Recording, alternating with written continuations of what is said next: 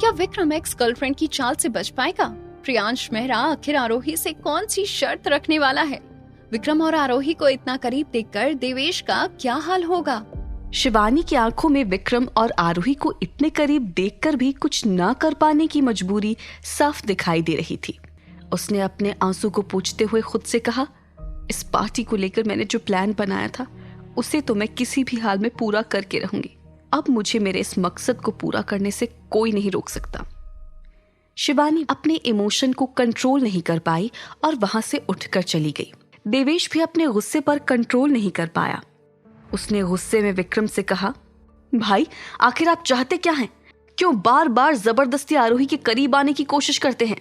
देवेश की बात सुनकर विक्रम को भी गुस्सा आ गया और उसने गुस्से में देवेश से कहा, तुम भूल गए शायद आरोही और मेरा क्या रिश्ता है। मैंने अपनी वाइफ को किस किया है, इसमें गलत क्या है?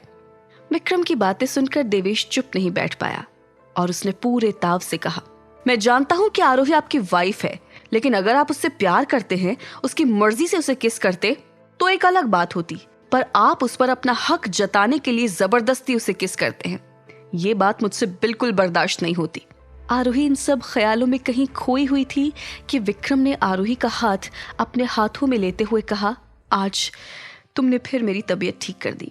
थोड़ी देर पहले मुझे बहुत अजीब फील हो रहा था, लेकिन अब मुझे अच्छा महसूस हो रहा है।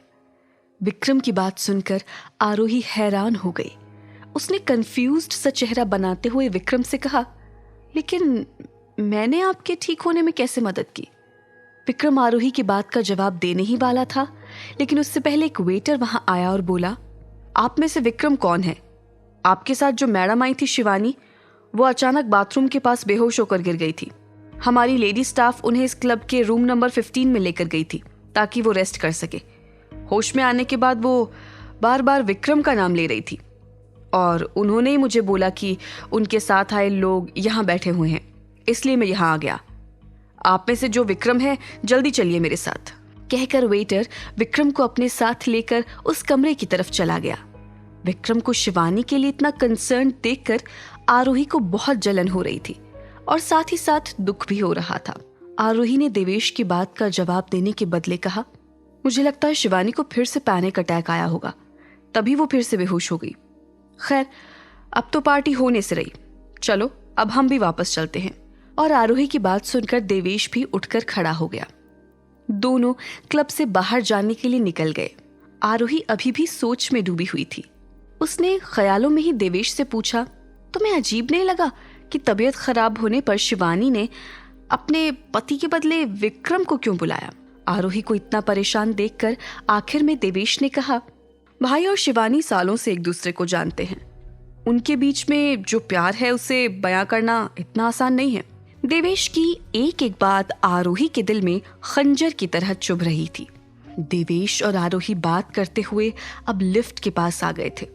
दोनों लिफ्ट के अंदर गए और जैसे ही लिफ्ट का दरवाजा बंद होने वाला था, एक आदमी ने पैर रखकर लिफ्ट को बंद होने से रोक दिया। आरोही और देवेश ने जब अपनी नजरें उठाकर देखा तो सामने प्रियांश खड़ा था। प्रियांश ने आरोही से कहा, अरे आरोही, तुम इतनी जल्दी वापस जा रही हो? उसने गुस्से से चिल्लाते हुए प्रियांश से कहा, हर किसी की सोच तुम्हारी तरह घटिया नहीं होती है। अगर शिवानी और विक्रम एक कमरे में भी हैं, फिर भी विक्रम को अपनी लिमिट्स पता है। वो तुम्हारी तरह एक घटिया इंसान नहीं है।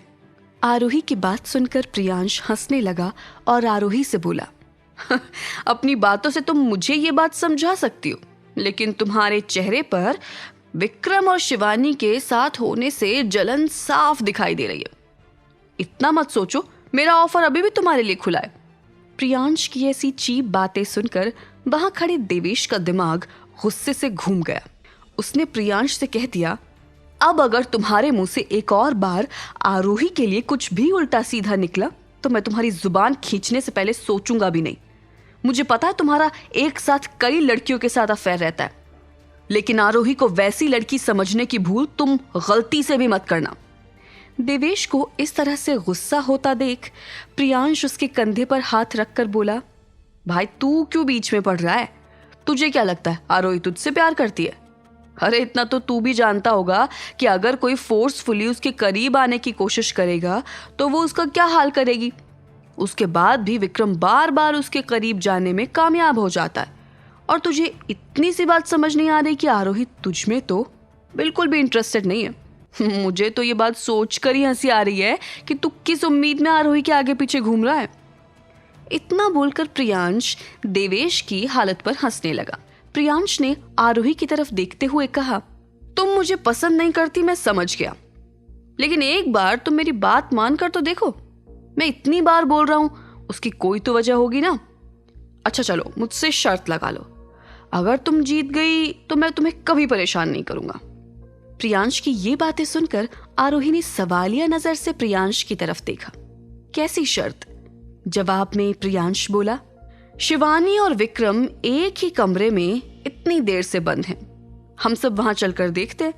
अगर तुम्हारे हिसाब से विक्रम सच में शिवानी से दूर बैठा होगा तो तुम ये शर्त जीत जाओगी, और अगर वो दोनों सच में एक दूसरे के क्लोज हुए तो जीत मेरी होगी।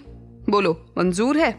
इतने दिनों से विक्रम के साथ रहने के बाद आरोही को इतना समझ आ गया था कि विक्रम जब तक इस शादी के बंधन में बंधा हुआ है तब तक अपनी मर्जी से किसी दूसरी लड़की के करीब नहीं जाएगा। ये सब सोचने के बाद आरोही ने कहा, मुझे ये शर्त मंजूर है। आरोही की बात सुनकर प्रियांश का मन खुशी से उछल पड़ा। उसकी आंखों में चमक आ गई।